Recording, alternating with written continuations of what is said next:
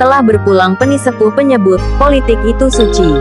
Anggota DPD RI dari Provinsi DKI Jakarta Sabam Sirait telah dimuliakan Tuhan. Dalam usia 85 tahun. Politikus ulung itu menghembuskan nafas terakhir. Rabu, tanggal 29 September tahun 2021. Pukul 22.37 waktu Indonesia Barat di RS Siloam Karawaci. Pria kelahiran Pulau Simardan, Tanjung Balai, Sumatera Utara.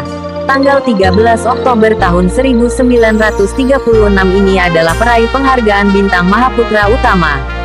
Beliau dikenal sebagai sosok yang konceren dalam dunia politik. Terbukti, di usia senjanya, almarhum masih dipercaya sebagai anggota DPD RI periode tahun 2019 sampai tahun 2024. Disebut Penisepuh, karena almarhumlah satu-satunya pejabat di negara ini yang masih menjabat, 85 tahun. Almarhum layak disebut Penisepuh politisi Indonesia.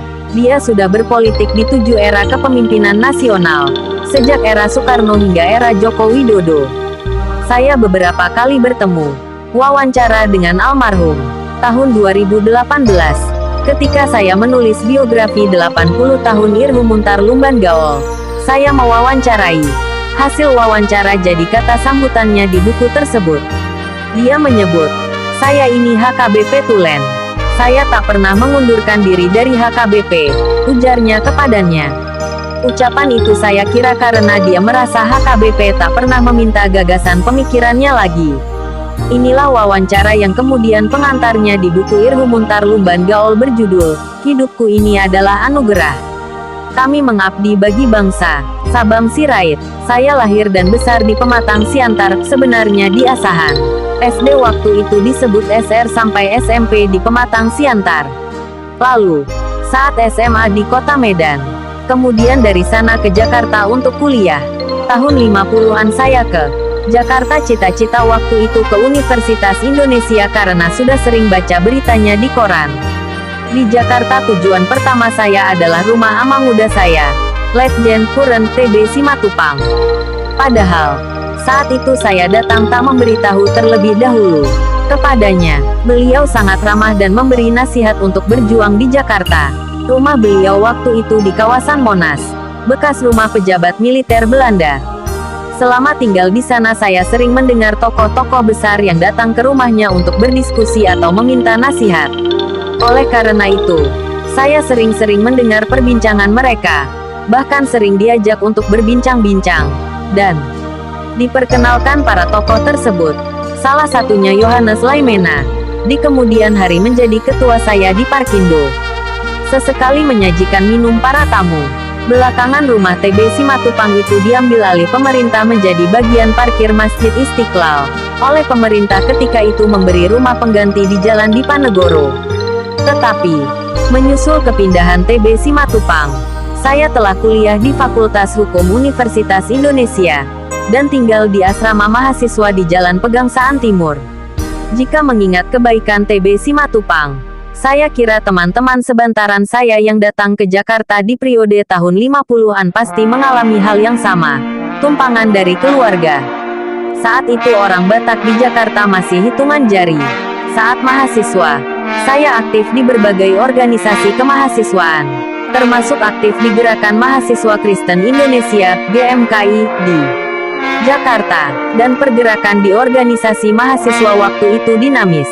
Saya sendiri kemana-mana membangun hubungan dengan berbagai mahasiswa. Dari pergerakan mahasiswa, saya kemudian mulai bersentuhan dengan politik praktis dan menjadi pengurus partai.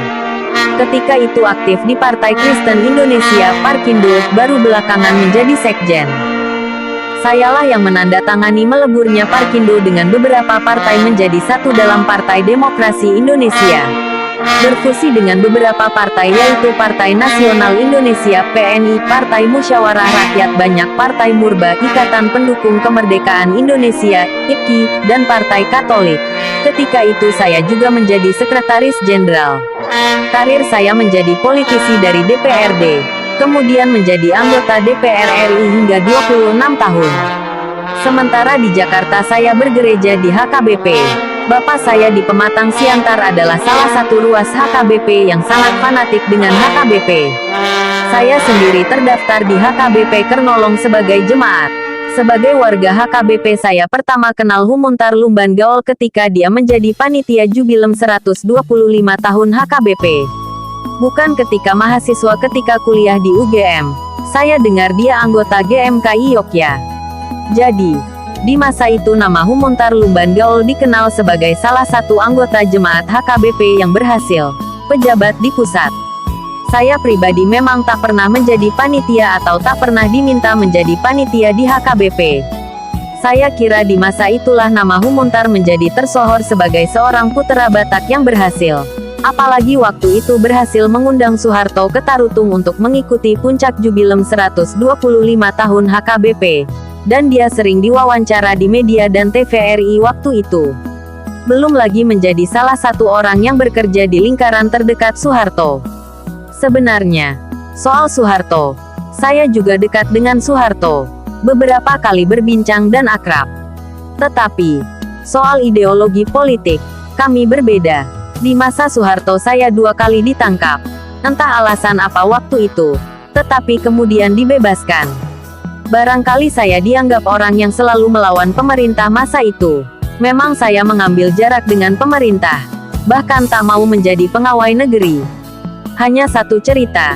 Misalnya, ketika hendak mendirikan lembaga administrasi negara, saya diajak ketika itu untuk membangunnya.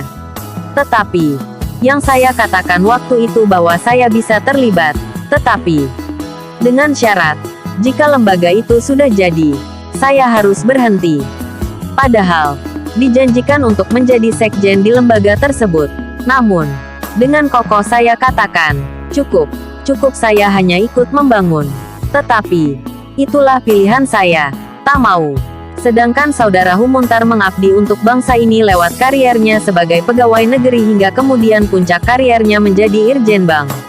Yang saya lihat diri saudara Humuntar, dia memberi dirinya sebagai pegawai negeri untuk mengabdi bagi bangsa. Sedangkan saya juga memilih mengabdi untuk negara, tetapi bukan di bawah naungan pemerintah. Kesamaan kami adalah pengabdian bagi negara tetapi dari jalur berbeda. Saya melihat dia berbakat bekerja dengan pemerintah. Sedangkan saya tak punya bakat itu. Dia berbakat menjadi orang istana. Sedangkan saya tak berbakat. Malah jadi oposisi. Tentu, sekali lagi itu soal pilihan hidup. Beliau memilih itu. Sedangkan saya memilih berbeda. Tak ada yang salah di sana. Tak mungkin disebut ini yang benar. Dan itu yang salah. Malah, saya sangat menghormati, bahkan salut dengan orang-orang yang memberi dirinya bekerja di bawah kontrol pemerintah. Sekali lagi saya ingin menempatkan diri dengan pemerintah, sebagai mitra pemerintah. Menutup sambutan ini, di ulang tahun 80 Ir Humuntar Lumban Gaol, saya teringat kisah perjumpaan saya dengan Jawaharlal Nehru, pemimpin nasionalis India dan juga merupakan Perdana Menteri India yang pertama setelah India merdeka. Nehru mengatakan kalimat pendek, bahkan kata-kata itu terus tergiang. Ketika umur makin uzur yang tak boleh dilupakan adalah makin dekat dengan Tuhan. Tentu mengenal Tuhan itu universal. Saya kira ini juga berlaku untuk saya dan semua sahabat-sahabat, dan orang-orang yang telah diberikan Tuhan hayat yang panjang. Saya sendiri saat ini sudah berusia 81 tahun. Pesan moralnya, di hari tua mesti ingat Tuhan. Akhirnya, sebagai teman saya menyampaikan untuk beliau, selamat berjubilaris. Selamat jalan Bapak Sabam Sirait. Politisi pengusung politik itu suci.